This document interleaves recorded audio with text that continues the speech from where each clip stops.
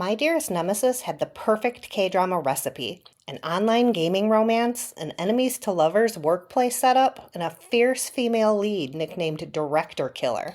So how did a show with this much potential end up feeling like two adults arguing over something that happened when one of them was 14? And the strange part is, the drama actually does a few things really well, which somehow makes the parts that don't work even more frustrating. So today we're breaking down where My Dearest Nemesis almost succeeds, or it completely loses momentum, and why it ultimately lands at 3 out of 5 soju bottles. But to understand why this drama struggles, we need to start at the very beginning, because the premise is actually pretty strong on paper.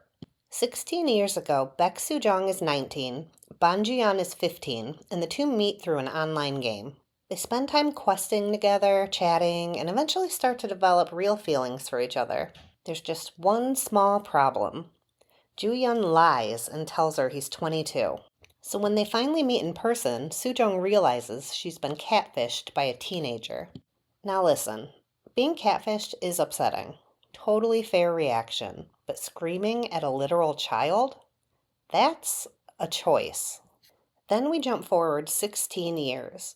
Soo-jung is now 35, Joo-yeon is 31, and somehow she is still furious about something he did when he was 14. The drama treats this like a deep emotional wound, something unresolved and painful that shaped her life. But honestly, it mostly comes across as petty. And that becomes the central problem of the entire show. Because if the emotional foundation of your enemies to lovers story doesn't feel believable, then everything built on top of it starts to wobble. Which is exactly what happens here. When Soo-jung and Joo-yeon reunite as adults, they don't recognize each other at first. There's a minor accident, they discover they work at the same company, and suddenly, boom, enemies. But here's the thing about enemies to lovers stories. The enemy part has to feel real. There needs to be emotional weight behind the conflict. Otherwise, the hostility just feels forced. And in this case, it often does.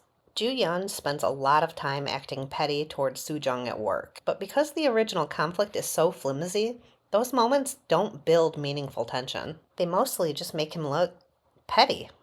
Now, to be fair, the drama does try to explore some interesting ideas. One theme it touches on is the pressure to hide parts of yourself in order to meet other people's expectations. Joo-yeon hides his love of cartoons and rock music because his powerful grandmother disapproves. In theory, that could have been a compelling character struggle. In practice, it mostly leads to scenes where he sneaks off to rock concerts, dressed head to toe in leather like a wealthy heir cosplaying at an 80s theme night.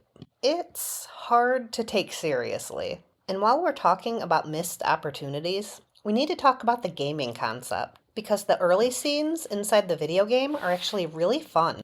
They're colorful, playful, and visually creative. For a moment, it feels like the show might actually do something unique with that premise, and then the gaming element basically disappears after episode 1. A really fun storytelling device gets introduced and then almost immediately abandoned, which makes the opening feel less like the foundation of the story and more like a hook the show never fully commits to. But here's the twist. Despite all these issues, there are things this drama genuinely does well. One aspect I actually really liked is that Soo-jung, and to some extent Joo-yeon, are not pushovers. When people try to bully them, we don't get meek characters quietly enduring everything so the audience can feel sorry for them. They fight back. Soo-jung in particular is ambitious, sharp-tongued, and completely unwilling to tolerate nonsense from anyone, even people higher up on the corporate ladder. That attitude earns her the nickname Director Killer because several bosses have lost their jobs after clashing with her.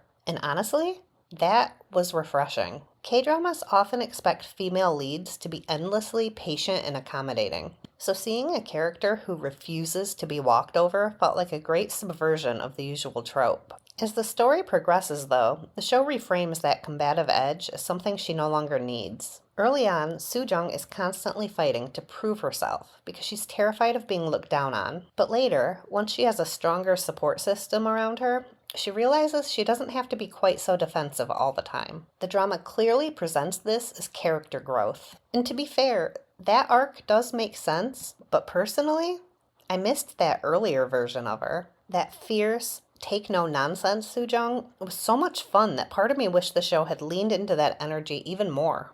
Instead of smoothing out her edges, it could have doubled down on both characters' competence and built them into a true power couple. Two strong personalities taking on the world together instead of gradually softening one of them. And to the actors' credit, they do a really solid job with what they're given. There are genuinely sweet moments scattered throughout the series. And when the characters drop the manufactured hostility and actually connect, you can see flashes of the romance this show could have been. Unfortunately, the writing never quite gives those moments enough emotional weight to elevate the relationship into something truly memorable. So in the end, My Dearest Nemesis had a great premise, strong performances, and a few genuinely charming scenes. But the weak central conflict holds the entire story back. And that's why, despite all its potential, My Dearest Nemesis lands at 3 out of 5 soju bottles. If you're looking for a workplace romance that really nails the dynamic, I'd recommend checking out What's Wrong with Secretary Kim. And if you enjoy stories with strong female leads who refuse to let anyone walk all over them,